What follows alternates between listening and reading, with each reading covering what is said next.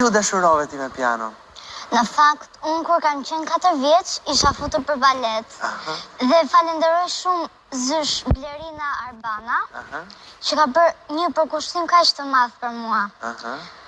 Kur shkova në klasë të parë, kam filluar të mendoj për pianon.